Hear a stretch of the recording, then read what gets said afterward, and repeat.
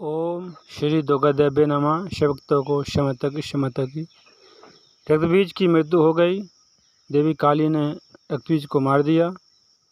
अब इसके बाद निशुम्भ युद्ध करने के लिए देवी के पास आया।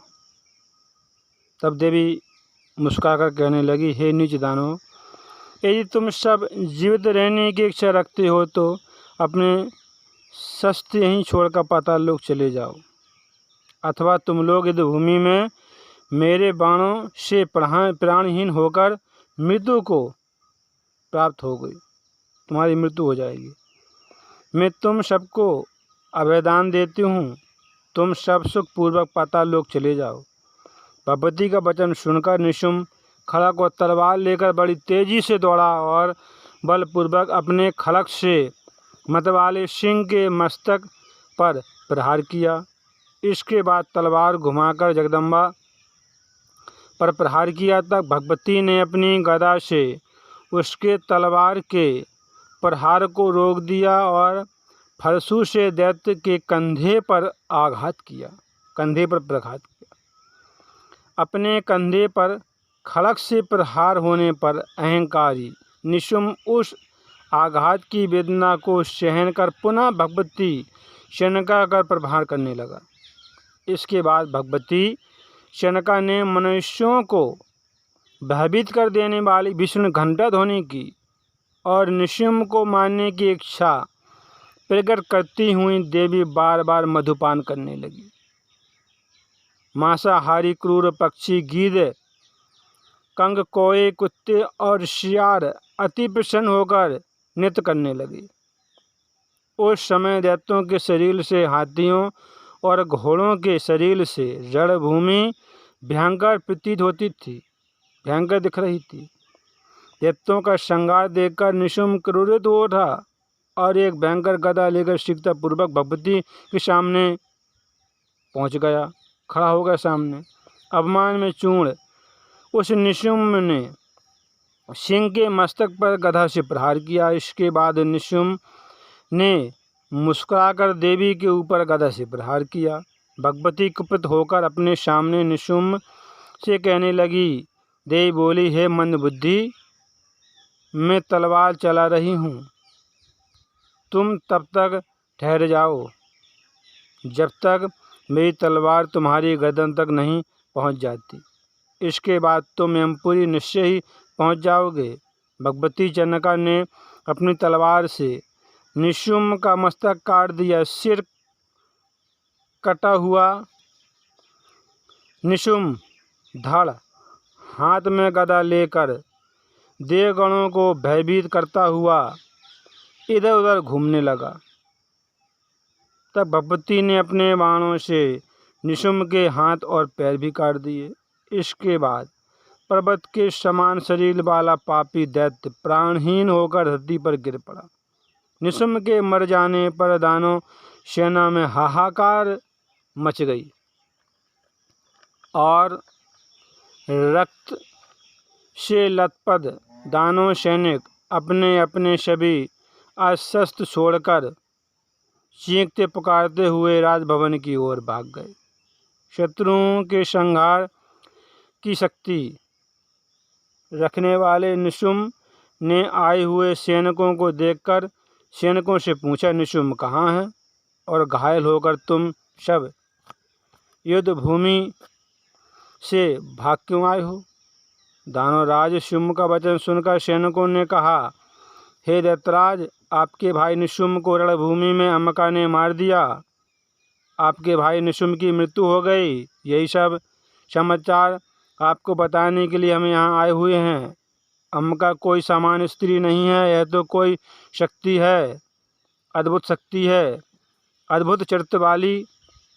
ये देवी देवताओं के भी ज्ञान से परे है। कल्याणी भगवती अनेक रूप धारण करने में समर्थ है, माया के मूल तत्व का पूर्ण ज्ञान रखने वाली है और अद्भुत भूषण और समस्त प्रकार के शस्त्र अस्त्र धारण करने वाली हैं। गुण चरित्रों वाली इन देवी को जान पाना अत्यंत कठिन है। ये देवी कालरात्रि के समान प्रतीत होती हैं। देवी सभी शुभ लक्षणों से संपन्न है। समस्त देवतागण अंतरिक्ष में स्थित होकर देवकार सिद्ध करने वाली अद्भुत स्वरूपिणी देवी की स्तुति कर रहे हैं। यदि आप शरीर की रक्षा करना चाहते हो तो इस समय पलायन ही परम धर्म है। आप भाग जाओ, पातालोक चले जाओ। शरीर की रक्षा हो जाने के बाद पुनः आनंददायक अनुकूल समय आने पर संग्राम में आपकी विजय अवश्य होगी, इसमें कोई संदेह नहीं है। हे धृतराज, कभी कभी काल बलवान को भी बलहीन बना देता है और पुनः समय आने पर उसे बलशाली बनाकर विजय की प्राप्ति कर देता है। कभी कभी काल विषम परिस्थिति में दाता को भिखारी बना देता है और पुनः सब कुछ बीतने पर उसी भिखारी को धन देने वाला बना देता है। ब्रह्मा, विष्णु, शिव और इंद्र सभी देवता निश्चय रूप से सदा काल के वशीभूत हैं। यह काल स्वयं ही सबका स्वामी है। हे धृतराज, अभी काल आपके लिए विपरीत है। अब आप समय की प्रतीक्षा करो। इस समय काल देवताओं के लिए अनुकूल है और दैत्यों के लिए विनाशकारी है। काल की गति सदा एक ही तरह की नहीं बनी रहती है।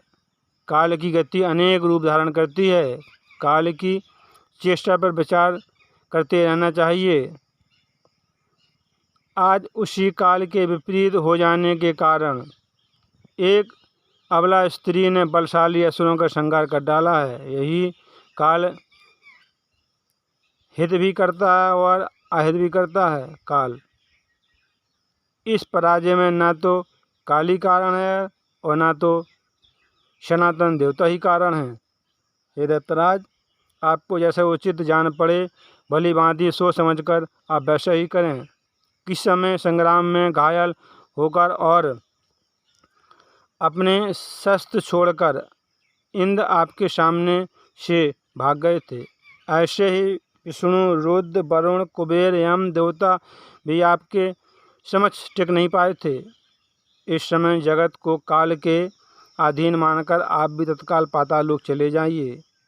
जीवन बचा रहा तो आप विजय अवश्य प्राप्त करोगे। सैनिकों का वचन सुनकर तुरंत शुम्भ बोला, हे मूर्खों, तुम सब खोटी बात क्यों बोल रहे हो? तुम्हारे वचनों को मानकर मैं भला अपने जीवन की रक्षा क्यों करूं? क्या अपने भाई बंधुओं का वध कराकर मैं निर्लज्ज बनकर क्यों जीवन यापन करूं? मनुष्यों के शुभ और अशुभ जो कर्म किए हैं, जब एक मात्र वही काल बलवान है तो मुझे चिंता क्या, क्योंकि प्रत्यक्ष रूप से सब पर शासन करने वाला वह काल को टाला नहीं जा सकता है। जो हो रहा है वह होता रहे और काल जो कुछ भी कर रहा है उसे करता रहने दो। अब तो मुझे जीवन और मृत्यु के विषय में किसी भी प्रकार की चिंता नहीं होनी चाहिए। समस्त कार्यों में काल ही प्रधान नहीं है। काल तो निमित्त मात्र है। काल की तुलना में देव अधिक बलवान है। सब कुछ देव निर्मित है, इसके विपरीत कुछ नहीं होता है। मैं तो देव को ही प्रधान मानता हूँ। अनर्थकारी पुरुषार्थ को धिक्कार है, क्योंकि जिस निशुम्भ ने सभी देवताओं पर विजय प्राप्त कर ली थी, वही निशुम्भ जो स्त्री से आज मारा गया है, वह स्त्री ने उसको मार डाला है। जब महान सूरवीर रक्तबीज भी विनाश को प्राप्त हो गया, तब अपनी कीर्ति को कलंकित करके मैं जीवन की आशा क्यों करूं? जगत के रचयिता सर्वसमर्थ स्वयं ब्रह्मा जी दो अपराध का समय बीत जाने पर तत्क्षण ही मृत्यु को प्राप्त हो जाते हैं। ब्रह्मा जी के एक दिन में 1000 चतुर्युग समाप्त हो जाते हैं और इतनी ही अवधि में सूर्य इंद्र का सुख से पतन हो जाता है। काम करते रहो, मैया का नाम लेते क्षमा